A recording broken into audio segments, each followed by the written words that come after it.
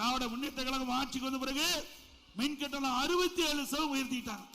67% மின் கட்டணம் உயர்த்தப்பட்டு விட்டார்கள். இன்றைக்கு தொழில்துறையை சேர்ந்த சிறு குறு நடுத்தர தொழில் நிறுவனத்தை சேர்ந்தவர்கள் பேசினார்கள். மின் கட்டண உயர்வு கடுமையாக உயர்த்தி விட்டார்கள். அதனால் எங்களுடைய தொழில் மிக பாதிக்கப்பட்டுள்ளது என்று இன்றைய ஆலோசனை கூட்டத்தில் கருத்து தெரிவித்திருக்கிறார்கள். விடியா திமுக அரசு தொழில்துறை சார்ந்தவர்களுக்கு ஒரு மூடு விழா காண்ற காட்சி இந்த ஆட்சியில் பார்க்கிறோம். இன்றைக்கு வீடுகளுக்கு மின்கட்டண உயர்வு, கடைகளுக்கு மின்கட்டண உயர்வு, அதே போல சொத்து வரி.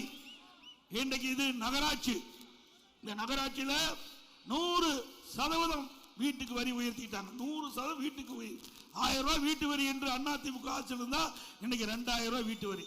அதே மாதிரி கடவரி 150% உயர்த்தப்பட்டு விட்டது. அதிமுக ஆட்சியில் 1000 ரூபாய் கடவரின்னா இப்ப திமுக ஆட்சியில் 2500 ரூபாய் கடவரி. ஆக இப்படி கடவரியும் உயர்த்தி விட்டார்கள், வீட்டு வரியும் உயர்த்தி விட்டார்கள், அதோட குடிநீர் வரியும் உயர்த்தி விட்டார்கள். போதாததுக்கு குப்பைக்கு வரி போட்டு விட்டார்கள். வரி மேல் வரி போட்டு மக்களை வதைக்கின்ற அரசு வேணுமா?